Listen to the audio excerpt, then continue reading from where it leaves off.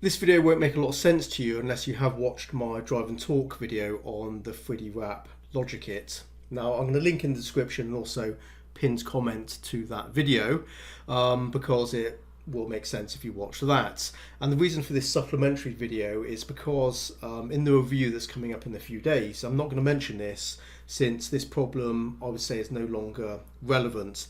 And the reason is 3D wrap have upgraded the clutch.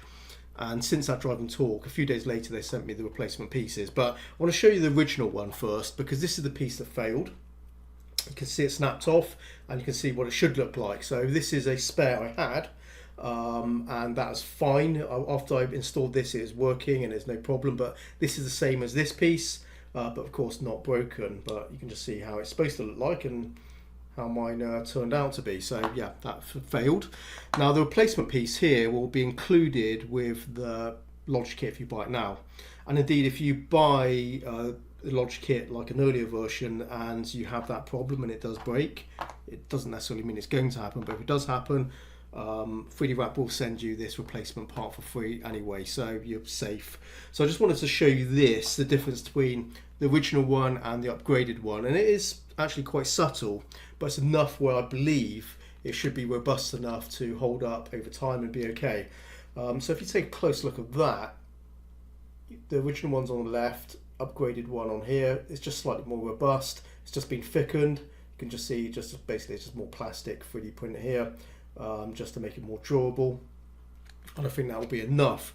In addition, they've also changed the spring as well, so this is the spring tension for the clutch and it is softer than the original one, which is actually quite stiff. So the clutch pedal does definitely feel a little bit lighter now, but I think for the right reasons. It means there's going to be less stress on these working parts, and it means it's going to basically last. So essentially they've made some changes to make it more durable, and I think it's enough. Incidentally, they also send you this as well, which is a slightly different ramp, more or less the same, but you can see there's a slight difference there, but it doesn't really matter too much. The main thing is a more robust piece there and also a slightly softer spring there. So there you go. I just wanted to bring this out because I'm not going to mention this in the review, since, as I said, you buy the LogiKIT now, you're going to basically get these updated parts, and anyone with the early version of the LogiKIT, if you have problems, just contact them and they will send you basically these replacement parts anyway.